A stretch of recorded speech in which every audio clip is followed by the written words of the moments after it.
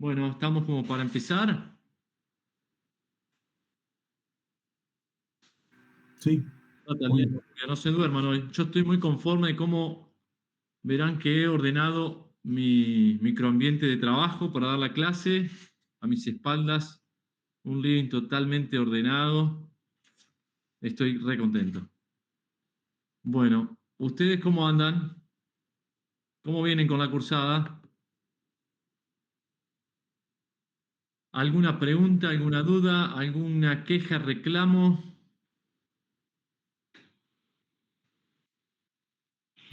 No, profe. No, todo bien. Bueno, mejor así.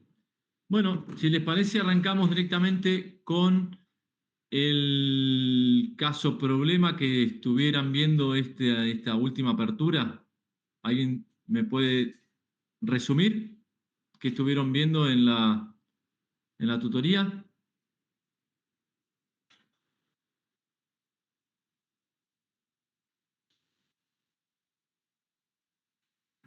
¿Se me escucha? Profe, ¿se me Ahora escucha? sí. Bueno, en síntesis, yo no me acuerdo mucho, pero era un enfermo, era un paciente terminal que, si no me equivoco, sospechábamos de cáncer de esófago. Sí, creo que sí, era de esófago. Pero básicamente era un paciente terminal que ya, bueno, había un dilema ahí también con el tema familiar, porque el paciente todavía no sabía, había como una conspiración de silencio, digamos, con la familia, porque la familia no quería que se le diga al paciente que estaba por morir o que tenía cáncer. Pero bueno, ya le quedaba poco tiempo de vida y nada, es como que el paciente en el último momento le pide al doctor, por favor, ayúdeme, porque el doctor, nada, justo estaba ahí, me estaba atendiendo y estábamos deliberando con el grupo justamente en ese ayúdeme, qué es lo que le estaba pidiendo. Así que lo juro que lo ayude. Sentirse mejor. Bien. Era un hombre de 75 años. Eh, Tenía un adenocarcinoma de esófago con infiltración metastásica, mediastínica y pulmonar. Estaba postrado en la cama, tenía escamas por decúbito. Bueno, presentaba la disfagia por justamente el adenocarcinoma de esófago. No se alimentaba, no toleraba líquidos, no era consciente tampoco de la enfermedad que él tenía, porque nunca los hijos decidieron no contarle ni a él ni a la esposa realmente cuál era el cuadro verdadero. Y a la inspección tenía un síndrome de caquexia y anorexia, estaba inquieto, y el motivo de consulta en realidad era por parte de la mujer, que notaba que la respiración del hombre se había vuelto más agitada, tenía la boca con ampollas y mucho olor. La boca con ampollas y mucho dolor. Mucho olor, olor como feo. Ah, olor. Bien. Halitosis sería. Calculamos que sí, Claro. ella lo describía como olor feo, calculamos que debe ser de las ampollas. Ajá. Bueno, y entonces, ¿qué debatieron? Ah, y además, ¿cómo saben el diagnóstico, digamos? ¿Es todo presuntivo o había una biopsia, había algún estudio hecho? El hijo era el único que sabía el diagnóstico de este hombre. No sabemos si fue porque se hizo biopsia previa o qué, porque no teníamos historia clínica del paciente, solo Bien, el caso problema. Y el único que sabía era el hijo y fue el que pidió que por favor no le diga nada ni a él ni a la esposa.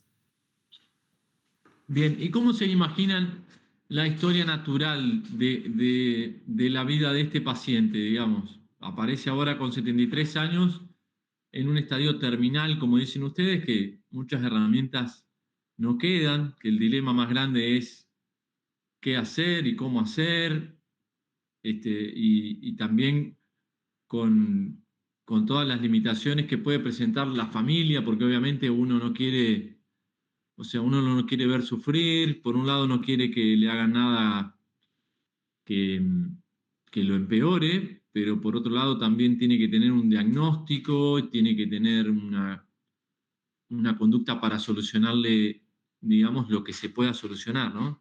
Entonces, pero más allá de eso, ¿cómo imaginan que fue la vida natural de la enfermedad del paciente? Si ustedes le dicen, no, pero si yo hubiese Tal vez si él hubiese venido al médico, ¿cuánto tiempo antes empezó esto? ¿Cómo empezó? ¿Cómo se lo imaginan? ¿O no Puede había ser nada que, para hacer? puede ser que pase mucho tiempo asintomático y que cuando se encuentra el diagnóstico generalmente ya son irresecables esta enfermedad. Bueno, es una buena pregunta. No sé si fue una pregunta o una afirmación en realidad, Profe, pero usted está cuando habla buena de la para... historia, ay, perdón. Sí, Cuando habla de la historia natural, pregunta de cómo nos imaginamos que fue todo esto, estos sucesos hasta que terminó en esto. sí. Yo no sé qué Y, diagnóstico tiene, pero ustedes dicen que es cáncer de esófago o adenocarcinoma, dijeron. Sí, un adenocarcinoma con Es metástasis. un adenocarcinoma con metástasis. Bien, exacto. ¿Cómo sería la historia natural de un adenocarcinoma de esófago? Como dice Gerardo, es asintomático y de repente se vuelve una enfermedad terminal. ¿Hay alguna chance? ¿Hay algún método de screening para detectar un estadio Probablemente, más? como síntoma, probablemente haya tenido una disfagia progresiva. Pero Bien, igual coincido con Gerardo de que por ahí en los estadios iniciales, cuando el paciente era capaz más joven, antes de los 50 años, podría llegar a no tener síntomas porque así es la evolución de la enfermedad. Según, o sea, por lo que leí, el cáncer de esófago cuando se encuentra ya la disfagia es un síntoma, como es, ya que indica que un estadio avanzado de la enfermedad. bien. Y primero, esa disfagia, ¿cómo comienza? Como dijo Milagros, progresiva, tipo de líquidos a sólidos. ¿De líquidos a sólidos? de De sólidos Sería. a de líquidos. sólido a líquido. Al revés, sí. Bien, sí, esa era la idea. ¿Y en qué parte del esófago se imaginan que es más común que esté el tumor? En el tercio distal, o sea, medio y distal, dependiendo qué tipo de tumor tenga. Bueno, ahí la compañera dijo que era un adenocarcinoma, ¿no? Si fuese un El adenocarcinoma, adenocarcinoma afecta generalmente al tercio medio y distal. bien, en general tercio distal, ¿sí? Y es similar a la historia natural que pueden tener los tumores de gástricos del cardias, que es de la misma zona, ¿no? De la unión escamo-columnar. Eso es para prestarle relevancia.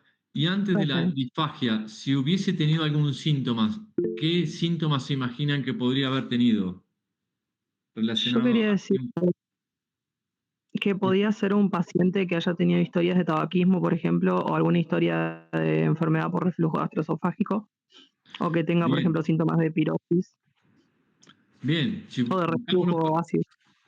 perfecto, si buscamos los factores de riesgo, tanto los modificables como los no modificables, dentro de los modificables, el tabaquismo va a estar siempre en todo tipo de tumor y es inevitable mencionarlo, ¿sí? El alcoholismo también, ¿sí?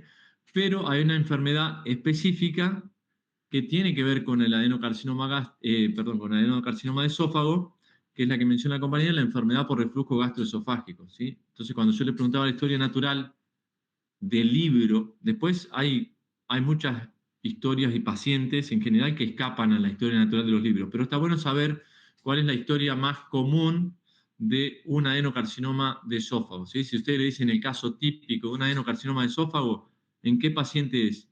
Un paciente añoso, en un estadio avanzado, como es el caso de ustedes, ¿con cuáles factores de riesgo? Bueno, tabaquismo, alcoholismo, muy probablemente, pero a la vez enfermedad por reflujo gastroesofágico. Ahí esa es una enfermedad no muy bien categorizada muchas veces por la sintomatología, a veces que se mezcla con la enfermedad, o sea, síntomas de acidez y piensan que puede ser una úlcera gástrica, una úlcera péptica, aunque es más arriba, pero se empiezan a mezclar un poco los síntomas y hay gente que la tiene, que es mucho más sensible a esos síntomas y que va enseguida al médico y terminan haciéndole una, una veda, que sería lo recomendable para detectar por qué tiene esos síntomas, ¿sí? Y cuál sería el hallazgo en una veda. ¿Cuál sería el hallazgo 20 años o 10 años antes de este adenocarcinoma? Una El hallazgo más- metaplasia. Bien, ¿una metaplasia de qué tipo? Intestinal. Una metaplasia intestinal, exactamente. ¿Sí? Que también se llama, cuando uno lo une con una imagen ecográfica, ¿cómo se llama? Con una imagen endoscópica, quiero decir, se llama... Esófago de Barrett. Exactamente. ¿Sí? Ahora vamos a ver unas imágenes para ir hablando con imágenes mejor. ¿Sí? Ahí están viendo la presentación. Sí. Sí. Ahí también.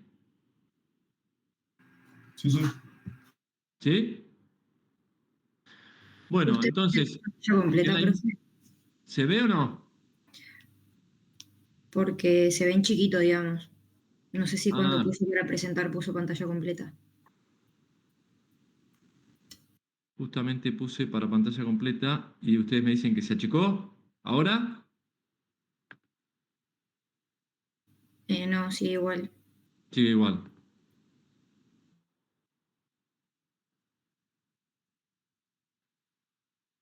¿Y ahí?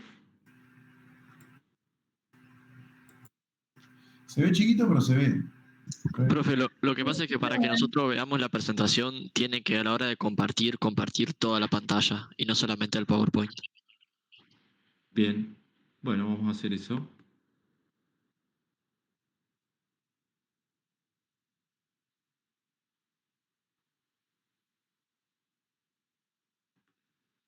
A ver ahora. ¿Ahí estamos bien? Ahora sí. Ahora sí, bien. Entonces, imaginemos que el paciente tenía alguna sintomatología que refería como si fuera algo de reflujo postprandial típicamente, ¿sí? Como un ardor, una quemazón, y el tipo fue al médico y el médico le dijo, bueno, vamos a hacer una endoscopía, muchas veces, o sea, primero prueban con dieta, obviamente, lo primero que hay que hacer es dieta, un montón de recomendaciones, digamos, que se pueden modificar en los hábitos, pero si finalmente con la dieta y con distintas modificaciones que se hacen de sus hábitos no mejora la sintomatología, termina siendo una videoendoscopía digestiva alta. ¿Sí? Estas son imágenes de la videoendoscopía digestiva alta. ¿Por qué en la B se ve como blanquecino? ¿Qué es lo que estamos viendo ahí? Una mucosa que está normal. Bien, ¿por qué se vería normal blanquecino? ¿El esófago qué tipo de mucosa o epitelio tiene? Estratificado. Bien, plano estratificado, parecido a la piel sin queratinizar, ¿de acuerdo? Entonces lo vemos blanquecino, liso. En cambio, en la A, ¿qué estamos viendo? Tenemos algunos sectores blanquecinos similares a esto, pero en el medio, ¿qué es esto? ¿Por qué lo vemos rosado? La metaplasia. Bien, intestinal. esos son las famosas lengüetas asalmonadas que describe el endoscopista, ¿sí? Que nos hacen suponer de que ahí hay una metaplasia. ¿Por qué? Porque el epitelio, en lugar de tener tantas capas de células, tiene ahora cuántas capas en la metaplasia de tipo intestinal. Pasa de un estratificado a qué tipo de epitelio. ¿Cómo es el epitelio de todo el intestino, salvo el esófago y el ano? Cilíndrico, simple. Cilíndrico, simple, una sola capa de células. Entonces vemos todos los vasos que están abajo en el corión mucho más cerca y por eso se ve rosado. ¿De acuerdo? Además de que porque puede estar irritado, puede estar inflamado y puede haber vasocongestión, obviamente eso hace más enrojecido aún la mucosa, pero normalmente una mucosa que tiene un epitelio simple va a ser más semitransparente que un epitelio estratificado como la piel, por ejemplo, ¿sí? La piel, o sea, nosotros nos podemos poner colorados, pero si tuviéramos un epitelio simple nos pondríamos más colorados aún. ¿Se entiende? Bueno, eso es lo que hace ¿Y qué quiere decir que haya una metaplasia? Ya dijimos, un cambio de epitelio maduro a otro epitelio, pero ¿cómo sería la metaplasia que estamos buscando acá? Esta parte de la mucosa que tenemos, que yo estoy señalando con el mouse, ¿qué es?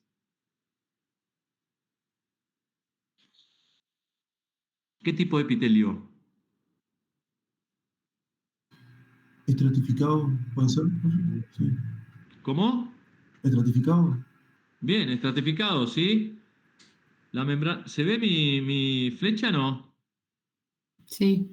Sí, Bien, sí. la membrana basal estaría acá, ¿no es cierto? Esta es la membrana basal que delimita el corion de la mucosa, que es esto, todo lo que hay vasos, tejido inflamatorio, básicamente, y el epitelio, que son estas células bien cohesivas, con múltiples capas en este caso. Entonces sería un epitelio estratificado, plano, porque en la superficie, perdón, es plano, ¿de acuerdo? En cambio acá, ¿qué tenemos? ¿Qué son todas estas? ¿Cómo?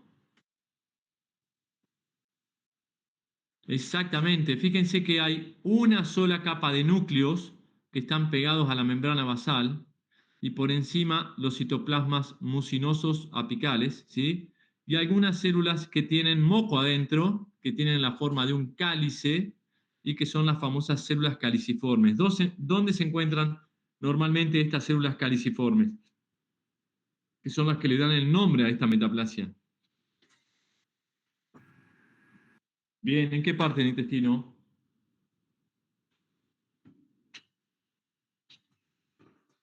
En el duodeno, donde secretan el En, moco. en todo el intestino delgado y en todo el intestino grueso. ¿De acuerdo? Células caliciformes son típicas del epitelio intestinal en general. En el epitelio del intestino delgado hay inclusive un poquito menos, pero hay. En el colon derecho hay muchas células caliciformes, en el recto hay muchísimas más, ¿sí? Liberan moco y generan toda una funcionalidad para poder generar, digamos, las condiciones ideales en ese intestino, ¿de acuerdo? Pero ¿por qué vienen a ponerse acá entre islotes de epitelio escamoso? ¿Por qué Para aparece? contrarrestar el daño del ácido, del reflujo ácido, digamos. Bien, ¿y lo contrarresta?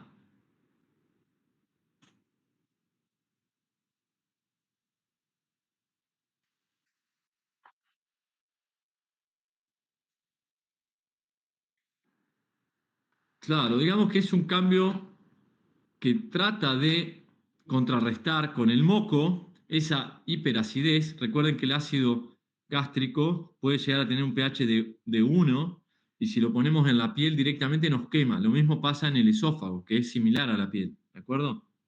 Entonces, para contrarrestar eso, hace esta metaplasia que libera un poco más de moco, lo protege un poquito más, pero a la larga termina perjudicándolo. ¿Por qué? Porque genera mucha inflamación, genera todos cambios que se van sucediendo unos a los otros y con el tiempo se acumulan, se empiezan a acumular algunas mutaciones en esas células metaplásicas que podrían terminar de alguna manera desarrollando un adenocarcinoma, que es lo que le ocurre. Ahora, todas las metaplasias intestinales de esófago terminan en un adenocarcinoma en su historia natural. No. ¿Qué les parece? Si agarramos 100 pacientes que tengan enfermedad por reflujo con metaplasia intestinal, es decir, esófago de Barrett, y los evaluamos durante 10 años, ¿cuántos de ellos les parecen a ustedes que van a desarrollar un adenocarcinoma? Sin hacerle ningún tratamiento, pero simplemente evaluándolos. Quiero decir, ¿cuál es la progresión normal de la metaplasia de Barrett a un adenocarcinoma? ¿Les parece que es elevada, es baja, es muy frecuente, poco frecuente?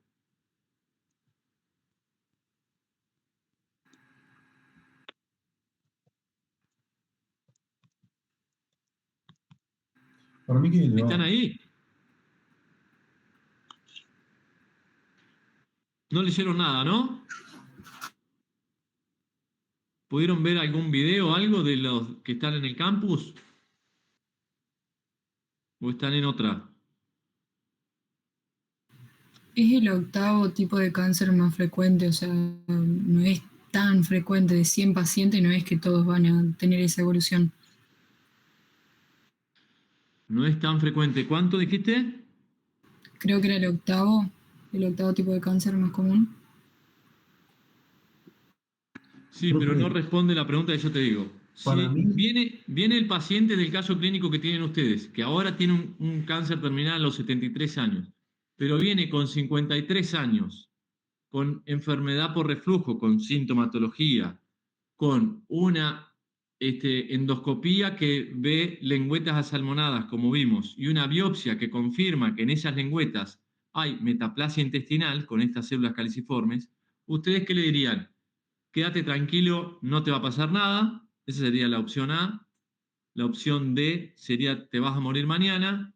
Y en el medio tenés el 10% de desarrollar un adenocarcinoma y la opción C tenés el 90% de desarrollar un adenocarcinoma. profe, para mí que se relaciona también un poco con el grado de displasia que tengo. Si la displasia es de alto Bien, grado o bajo grado. Y bien. evidentemente En sí, el, yo creo que sí hay ¿Cómo? mucho riesgo. Evidentemente para mí sí hay mucho riesgo. O sea, una vez que uno ya tiene la metaplasia, el riesgo a desarrollar adenocarcinoma es alto. El tipo te dice, yo me voy a morir de esto, ¿vos qué le contestás? Porque los pacientes te preguntan, ¿puedo seguir comiendo mal y haciendo cualquier cosa? Para mí No me que va a pasar tiene nada. altas probabilidades de morir de eso. Altas Ahí, probabilidades. sí, ¿Cuántas? para mí que sí. ¿10 o Para 90, mí, como dije Más yo? del 50%. ¿Cómo? Más del 50 para mí. No, no, pero yo te di cuatro opciones que era, uno se moría mañana, Ajá. otro no le iba a pasar nada. Y después te di una que decía el 10% anual de desarrollar un adenocarcinoma y otra era un 90% anual de desarrollar un adenocarcinoma. De acuerdo al grado de displasia, para mí, si tiene un alto grado de displasia, No, 90%. no, todavía no tiene displasia, solamente tiene esófago de Barrett sin displasia. No sé.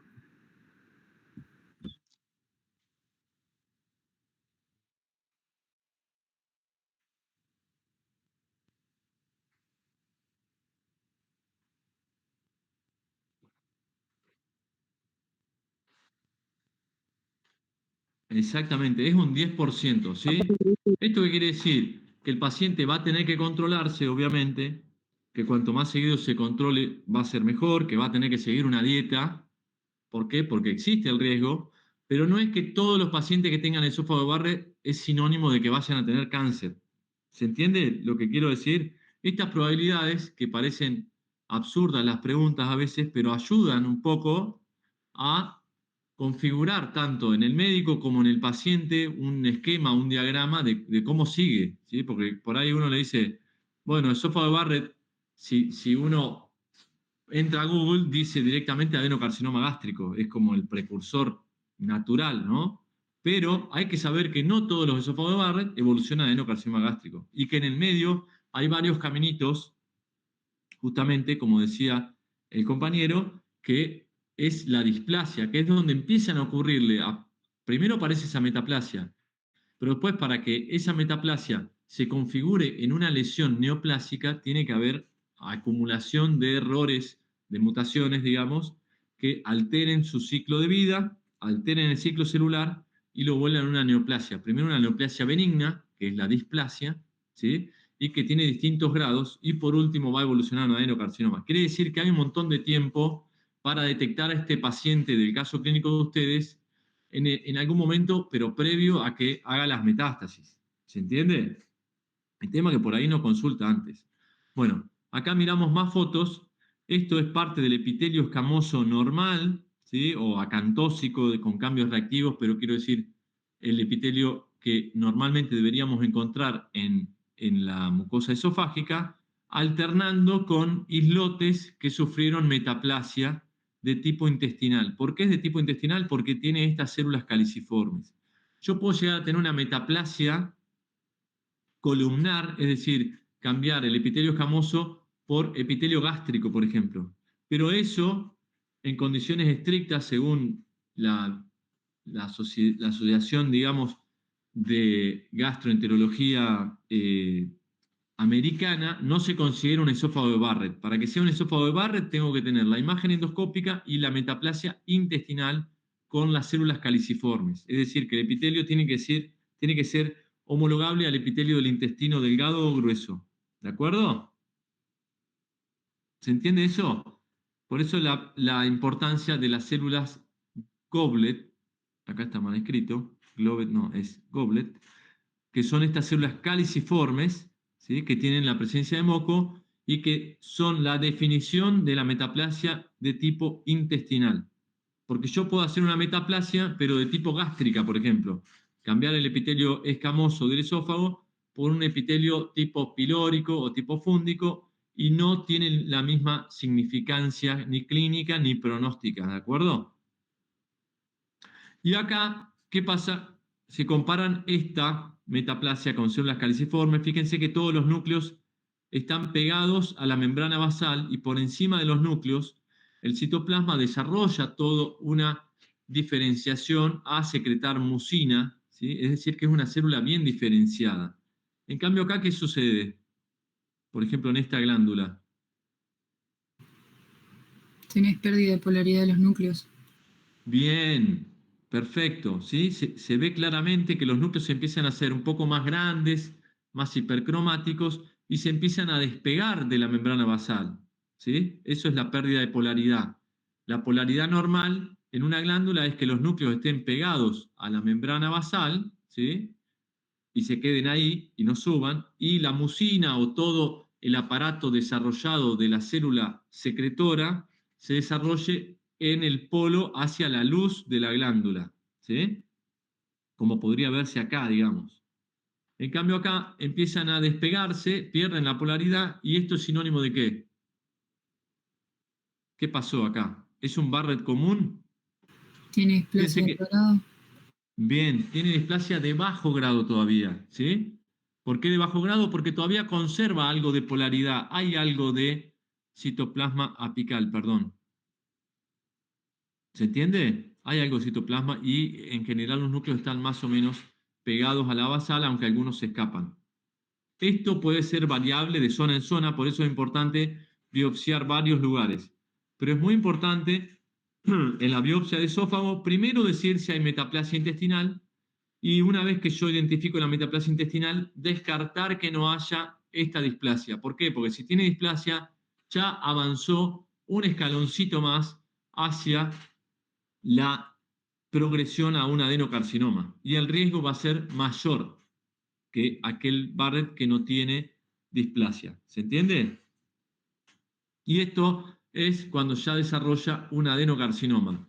Fíjense que eso que los núcleos estaban como perdiendo la polaridad, etcétera, llega un momento que empiezan a perder toda sincronía con el entorno, empiezan a hacer glándulas dentro de la misma glándula, ¿sí? Esto se llama una estructura cribiforme, que son luces dentro de una luz más grande, se empiezan a unir, digamos, se hace como un queso gruyère dentro de la misma glándula. Eso es típico de una displasia de alto grado o un adenocarcinoma, ¿sí? Bueno, estas son imágenes de adenocarcinomas tempranos de esófago, ¿sí? Temprano, ¿qué quiere decir? Que todavía no avanzó. Si uno, cuanto antes lo detecte, mejor. Si uno detecta la metaplasia, mejor. Si la detecta cuando es displasia, mejor que cuando es displasia de bajo grado. Si es de alto grado, ya avanzó un poco más. Si es un adenocarcinoma todavía superficialmente invasor o temprano, tienen muchas más chances de poder curarse con una cirugía. En cambio, el paciente que tienen ustedes ya no tiene indicación de cirugía, porque ya tiene metástasis, y el pronóstico va a ser mucho más, mucho más ominoso, ¿sí? Mucho más negro, por decirlo de alguna manera, porque va a tener una sobrevida global mucho menor que un paciente con un adenocarcinoma temprano, que sería ¿sí? Con un tamaño reducido, y cuando uno evalúa, ya sea por imágenes o en la pieza quirúrgica, el tumor no invadió tanto la pared del esófago, ¿sí? Este sería otro. Fíjense que acá tenemos una imagen de la mucosa esofágica normal, blanquecina. Acá sería la unión escamo-columnar. Acá empiezan los pliegues gástricos con la mucosa de tipo cardial. Y acá sería la lesión que se desarrolló sobre una lengüeta de la metaplasia intestinal. ¿Se entiende? Profe, Sí. ¿solamente con el tamaño nosotros podemos decir que es temprano o necesitamos la profundidad? No, el tamaño, de hecho, no se toma en cuenta, por ejemplo, para estadificarlo. En distintos tumores, ahora vamos a ver un poco el TNM, pero por ejemplo, en el tumor de mama, el tamaño sí es importante y el T se da por el tamaño, hasta 2 centímetros este 1, de 2 a 5 este 2, más de 5 este 3. ¿Sí?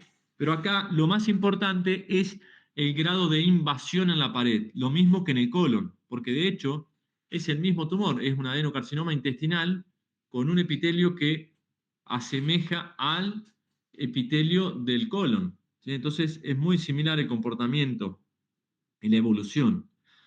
Entonces, lo más significativo es cuánto avanza en el espesor de la pared. ¿Sí? Si el tumor puede ser muy grande, pero que no invade más allá de la submucosa, el riesgo de invasión vascular y de que haga metástasis es menor que aquel que invade la capa muscular, que está más irrigada, o inclusive la serosa o la adventicia en este caso. ¿Se entiende? Sí, Entonces, profe. hay veces que van de la mano, ¿sí? Es más probable que un tumor más grande tenga mayor compromiso del espesor de la pared. ¿Se entiende lo que quiero decir? Pero no porque, o sea, puede ser que sea grande y que sea una excepción y que haya crecido superficialmente, es decir, lateralmente, pero no haya invadido mucho la pared. ¿Se entiende lo que estoy diciendo? Hace poco tuve un tumor de colon muy grande de una paciente relativamente joven, pero tuvo la suerte de que el tumor medía como 8 centímetros, pero no tenía ningún ganglio comprometido, invadía solo hasta la submucosa. No es común que suceda, pero puede suceder. ¿Sí? Hay tumores grandes que todavía no adquirieron la capacidad de invadir profundamente la pared y se extienden como lateralmente. ¿Sí? Son excepciones, pero bueno, quiere decir que por algo en el TNM el tamaño no está puesto. Lo importante es cuánto invaden la pared, porque ahí es donde están las chances de agarrar vasos y hacer metástasis. ¿Se entiende? Sí, profe, ¿Alguna gracias. pregunta al respecto?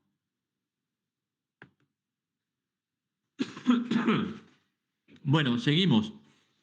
Por otro lado tenemos el carcinoma escamoso de esófago, que acá y en los países occidentalizados, digamos de alguna manera, no es tan frecuente, pero en algunos otros países es más frecuente que el adenocarcinoma, ¿de acuerdo? La diferencia más sustancial es que se puede presentar en cualquier lugar del esófago, lo más común es que sea tercio medio, ¿sí? Pero no está esta cuestión tan típica de encontrarlo en el tercio distal, y no tiene nada que ver con la enfermedad por reflujo ni la metaplasia intestinal, ¿sí? Viene por una vía mutacional distinta. ¿Se entiende eso? Los factores de riesgo de alcoholismo y tabaquismo, obviamente que también están en el carcinoma escamoso, pero no está, por ejemplo, la enfermedad por reflujo gastroesofágico. ¿Se entiende? ¿Están ahí o no? ¿Me van siguiendo? Sí, sí, profe, Sí, se profe, sí, entiende. sí. Sí, profe. ¿Alguna pregunta hasta ahí? No. Esto sería una pieza de resección de esofagectomía, la que estoy señalando acá. Esta es otra. Fíjense que esta tiene un tumor bastante superficial, digamos, no parece ser muy grande. Este es bastante nodular, elevado en la pared, pero lo importante también acá es ver cuánto invade. Y también el grado de diferenciación. Ahora vamos a ver en la CAP, que es la página del Colegio Americano de Patólogos, cuáles son las cuestiones importantes a poner en un informe de una pieza de esofagectomía, por ejemplo, para que el oncólogo sepa qué tratamiento hay que hacerle, qué pronóstico va a tener ese paciente, cuál es la sobrevida global que le va a poder decir que va a tener. ¿Sí? Fíjense que a diferencia del adenocarcinoma, el carcinoma escamoso hace nidos que queratinizan, ¿sí? Por eso se define su grado de escamoso. Tiene puentes intercelulares similar al epitelio escamoso que le da origen, tiene los famosos desmosomas que hacen las uniones entre célula a célula Esos son los puentes intercelulares que se ven.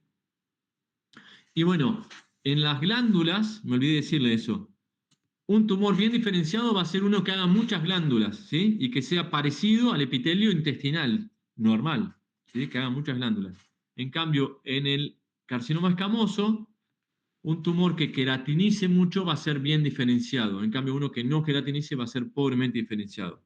En cualquiera de los dos casos, un tumor pobremente diferenciado va a ser difícil de distinguir morfológicamente si es adeno o es carcinoma escamoso, ¿sí? Y muchas veces requiero de técnicas de inmunohistoquímica cuando son pobremente diferenciados para darme cuenta si realmente es un carcinoma escamoso o un adenocarcinoma.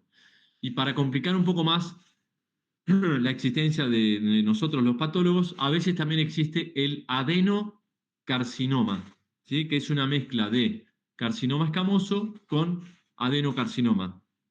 Adeno escamoso se llama, ¿sí? Puede tener un componente escamoso y un componente de adenocarcinoma. Por suerte son los más raros, pero puede pasar. ¿De acuerdo? ¿Alguna pregunta hasta ahí?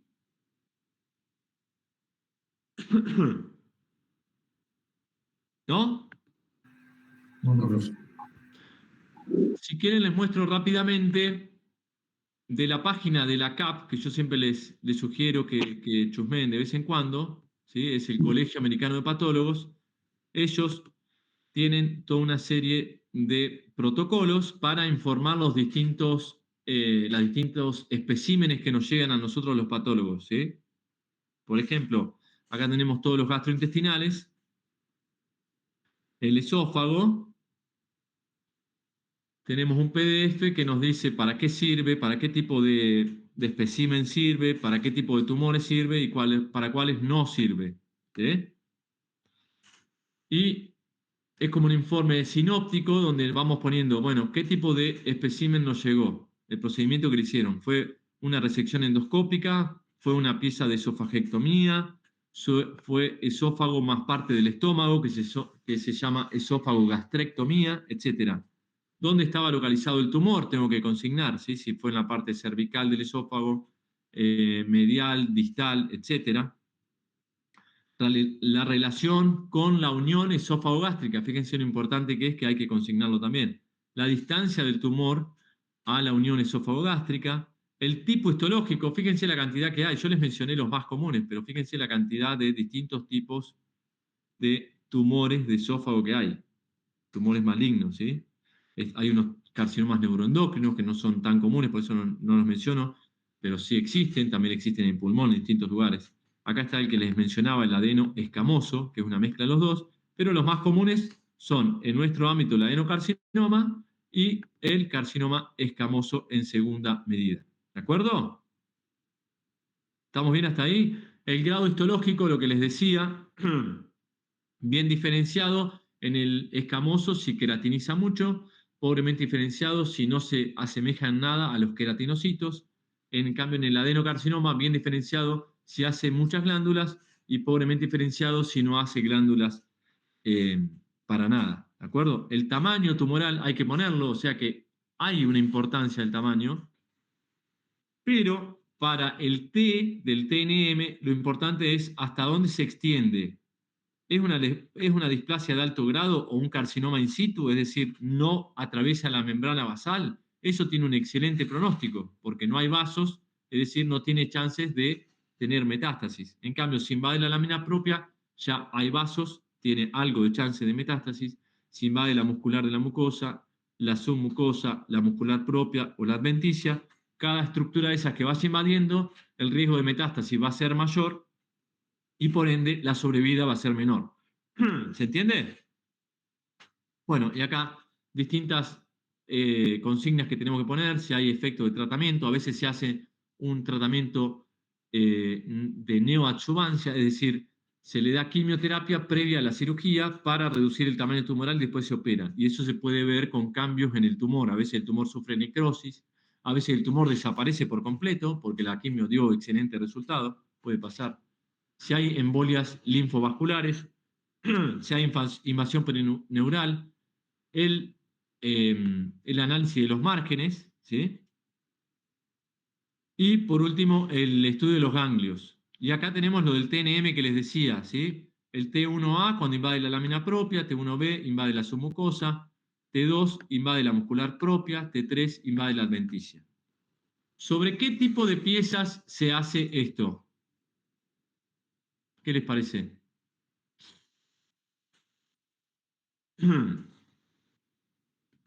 ¿Se hace sobre una biopsia? Ustedes le hacen una endoscopía a este paciente del caso de ustedes, hace 10 años ya tenía un adenocarcinoma, lo biopsiaron. ¿Se hace el protocolo este de la CAP? ¿Qué les parece?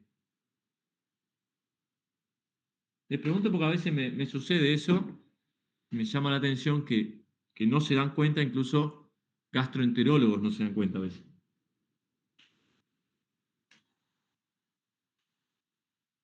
Entra el gastroenterólogo y ve una lesión. Imagínense que esto no es una pieza, sino que es una biopsia.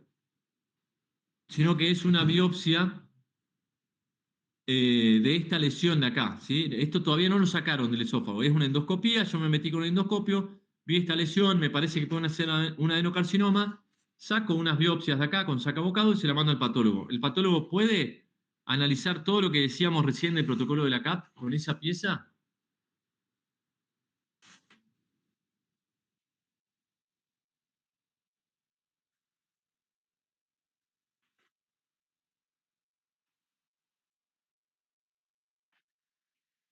Bien, perfecto. ¿Se entiende?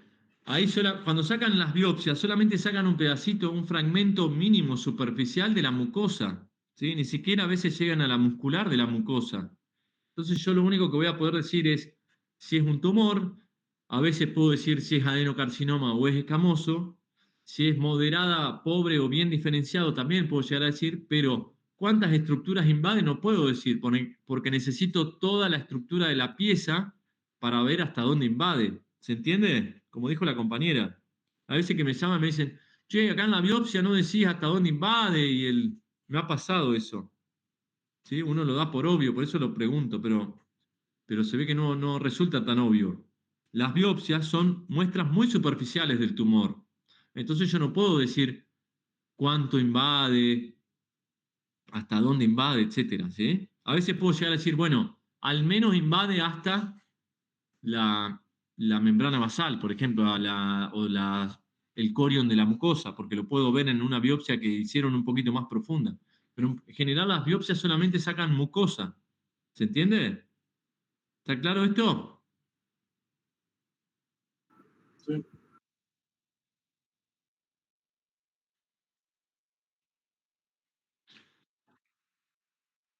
Exactamente. Bueno, el TNM se puede hacer clínicamente o imagenológicamente o patológicamente. Nosotros, cuando hacemos el TNM con la pieza quirúrgica, le ponemos la P adelante, PTNM.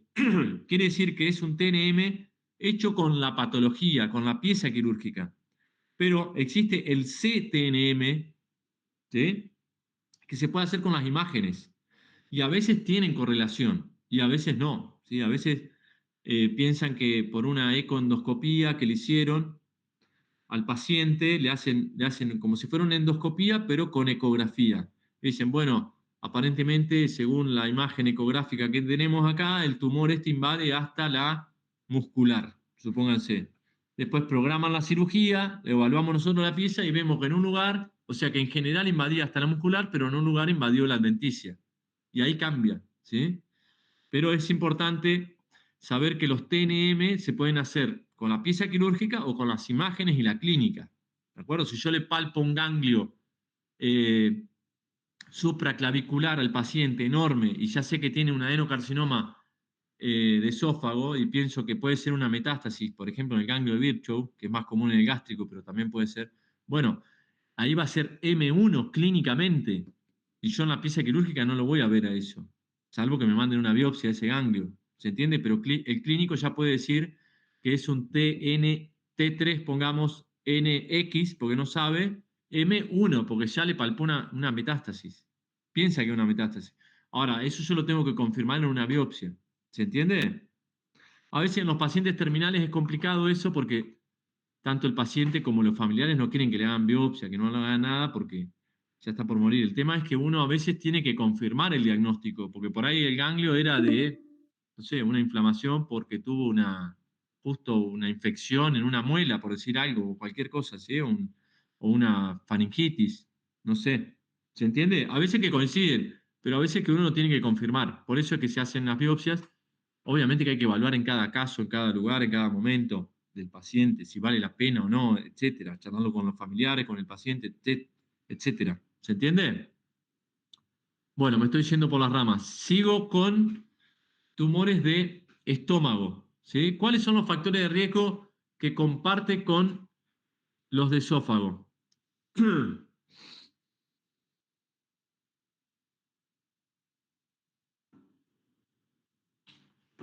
Los cánceres gástricos. Cambié de tema totalmente, pero necesito que avancemos rápido. ¿Cuáles son los factores de riesgo que comparten? Siempre que pregunten factores de riesgo, mencionan esos dos y es muy probable que erren.